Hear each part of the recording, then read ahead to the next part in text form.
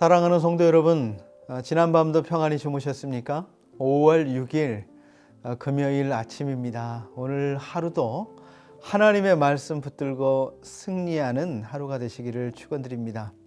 오늘 우리가 함께 읽고 묵상할 말씀은 레위기 6장의 말씀인데요. 그 중에서도 6장 8절에서 13절의 말씀을 읽도록 하겠습니다. 여호와께서 모세에게 일러 가라사대 아론과 그 자손에게 명하여 이르라. 번제의 규례는 이러하니라. 번제물은 단 및 석쇠 위에 아침까지 두고 단위 불로 그 위에서 꺼지지 않게 할 것이요. 제사장은 세마포 긴 옷을 입고 세마포 고위로 하체를 가리우고 단 위에서 탄 번제의 재를 가져다가 단 곁에 두고 그 옷을 벗고 다른 옷을 입고 그 재를 진 바깥 정결한 곳으로 가져갈 것이요. 단 위의 불은 항상 피워 꺼지지 않게 할지니 제사장은 아침마다 나무를 그 위에 태우고 번제물을 그 위에 버려놓고 화목제의 기름을 그 위에 살을 찌며 불은 끊이지 않고 단 위에 피워 꺼지지 않게 할지니라. 아멘.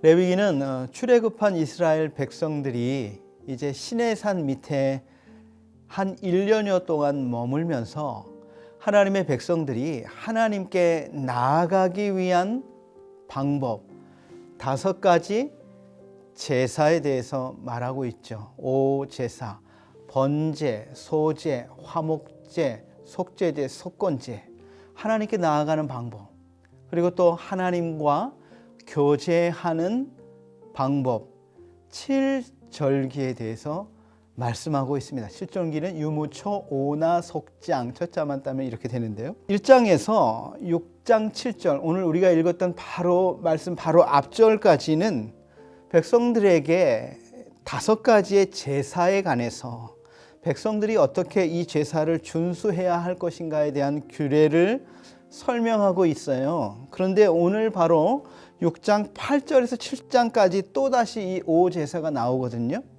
그런데 오늘 6장 8절에서 7장은 누구에게 하신 말씀이냐 하면 백성들에게 제사를 어떻게 드려야 되는지를 가르쳐 주시는 말씀이 아니고 이 제사를 집례해야 될 제사장들에게, 이 제사를 담당해야 될 제사장들이 삼가 준수해야 될 규례를 말해주고 있는 것입니다. 하나님께서 각 제사를 드릴 때 제물을 고른다든지 그리고 그 제사 제물에 안수한다든지 이것은 백성들에게 해야 할 일인 것을 가르쳐 주신 것이지만 이제는 제사를 직접 맡아서 제사를 드리는 일, 번제단의 불을 관리하고 그 번제단의 재를 관리하는 일 등 이것은 제사장이 맡아서 해야 되는 일 아니겠습니까? 그래서 오늘 이 제사를 어떻게 담당해야 되는지에 대한 제사장에게 알려주시고 있는 그런 말씀인 것이지요. 제사장은 반드시 지켜야 될 규례들이 있는데 오늘 말씀에서는 하나님께서 여러 번 반복해서 이렇게 말하고 있어요. 번제단의 불은 항상 타고 있어야 한다. 번제단의 불을 꺼지지 않게 해라. 이렇게 계속해서 말씀하고 있는 것이죠. 우리가 읽었지만 한 번 더 읽겠습니다. 9절 하반절인데 번제의 규례는 이러하니라. 번제물은 단 위 석쇠 위에 아침까지 두고 단의 불로 그 위에서 꺼지지 않게 할 것이요 이랬습니다. 여기서 아침까지 두는 번제물은 전날 해질 무렵에 드린 번제물이죠. 사실 전날이 아니고 유대인들은 해가 지면서부터 하루가 시작합니다. 그래서 하루가 시작하면서 저녁에 드린 번제물이 아침까지 있는 것이고요. 아침에는 또 새로운 번제물을 또 태워서 저녁까지 태우게 하는 것이죠. 이것을 상번제물 이렇게 말합니다. 이 상번제물은 어디에서 말씀하고 있는 것이냐면 출애굽기 29장 38절에서 42절에 말씀하고 있어요. 거기 이렇게 나오고 있습니다. 내가 제단 위에 드릴 것은 이러하니라. 매일 1년 된 어린 양 2마리니 한 어린 양은 아침에 드리고 한 어린 양은 저녁에 드릴지며 한 어린 양에 고운 밀가루 10분의 1 에바와 찌은 기름 4분의 1 흰을 더하고 또 전제로 포도주 4분의 1 흰을 더할지며 한 어린 양은 저녁에 드리되 아침에 한 것처럼 소제와 전제를 그것과 함께 드려 향기로운 냄새가 되게 하여 여호와께 화제로 삼을지니 이는 너희가 대대로 여호와 앞 회막 문에서 드릴 번제라. 내가 거기서 너희와 만나고 내게 말하리라 그랬습니다. 아침 저녁으로 드리는 상번제, 이것은 개인의 제사가 아니고요. 제사장이 온 민족을 위해서 민족적으로 드리는 제사인 것이죠. 이것은 백성들로 하여금 뭘 깨우쳐 주고 있는 것입니까? 너희들이 지금 살고 있는 것이 흠 없는 제물의 희생으로 살고 있는 것이다. 이것을 말해주고 있는 것입니다.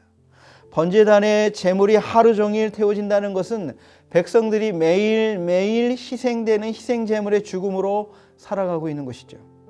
하나님은 제사장들에게 번제단의 하루 종일 희생 제물을 태움으로써 백성들로 하여금 자신들이 살고 있음이 희생 제물의 죽음으로 살고 있는 것을 알게 해 주라고 하는 것입니다.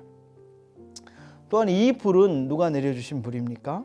하나님께서 내려주신 불이에요. 이제 레위기 이제 뒤에 나가면 이제 8장에 가면 드디어 아론과 그의 아들들이 이제 직접 제사장의 직무를 시행하는 내용이 나오는데요.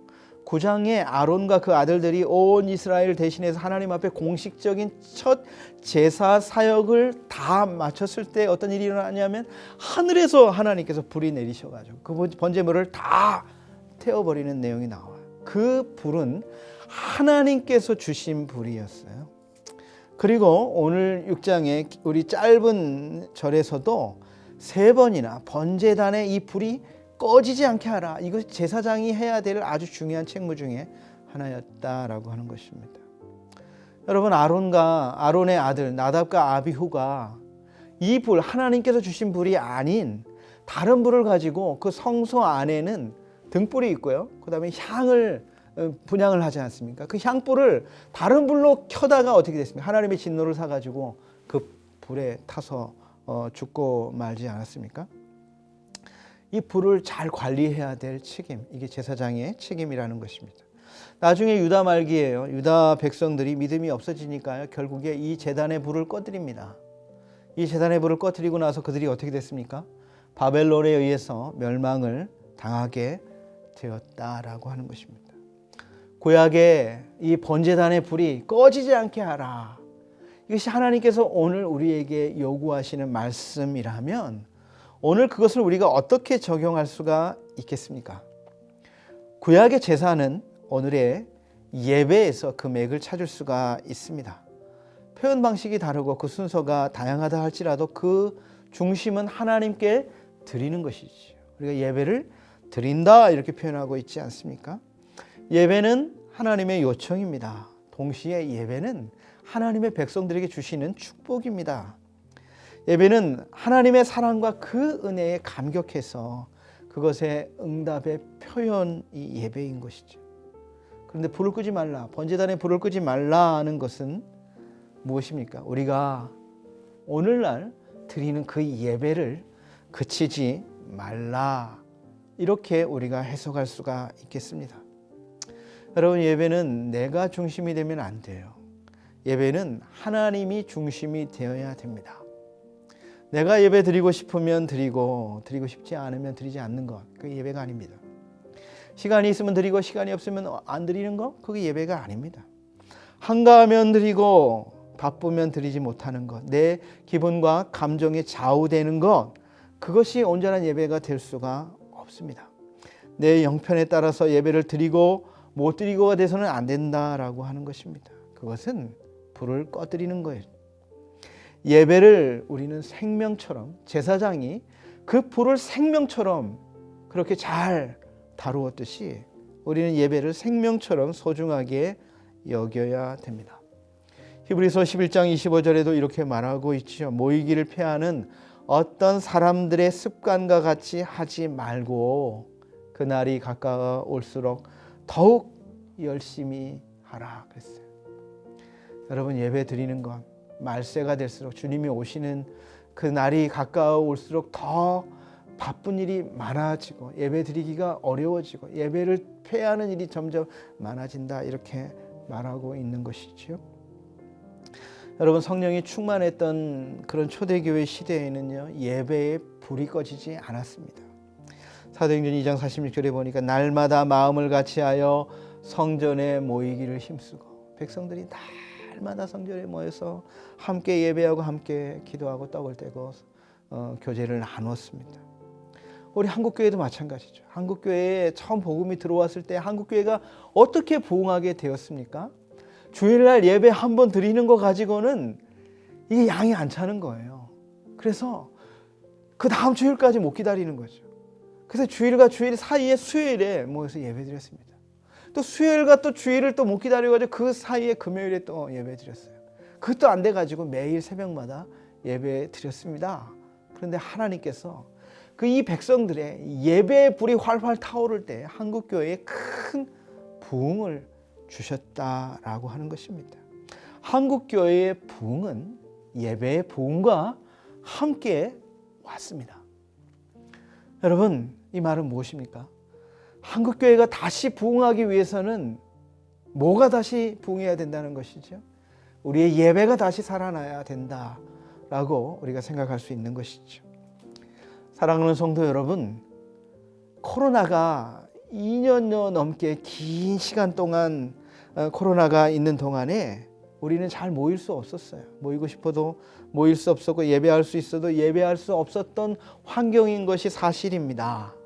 그러나 이제 코로나가 다 끝나가고 있지 않습니까? 저와 여러분의 모습을 살펴보면 좋겠습니다. 여러분의 예배의 불은 지금 활활 타오르고 있습니까? 아니면 점점 더 꺼져가고 있지는 않습니까? 이제 이 마지막 때에 우리가 다시 모이기를 힘쓰고 예배에 힘을 다해서 다시 한번 내 자신에게서부터 예배의 부흥이 다시 일어나기를 소망합니다. 그럴 때 하나님께서 이 한국교회에 다시 한번 놀라운 부흥을 허락해 주실 줄로 믿습니다. 오늘 여러분이 어느 자리에 있든지 이 예배에서 승리하는 그런 저와 여러분이 되시기를 주님의 이름으로 축원드립니다. 참으로 좋으신 하나님 아버지, 그렇습니다. 제단의 불이 꺼지지 않게 하라 주님께서 3번이나 오늘 강조하여 말씀하신 대로 주님, 우리 안에 이 예배의 불이 꺼져가고 있지 않은지 우리 자신을 뒤돌아봅니다. 다시 한번 정신을 차리고 예배에 대해서 다시 한번 마음을 모아서 생명처럼 여겼던 그 예배를 우리가 다시 회복할 수 있도록 우리 모두를 붙들어 주시기를 원합니다. 내 안에서부터 다시 한번 예배의 부흥이 일어날 수 있도록 주님 우리를 붙들어 주시고 역사하여 주옵소서. 예수님의 이름으로 기도드리옵나이다. 아멘.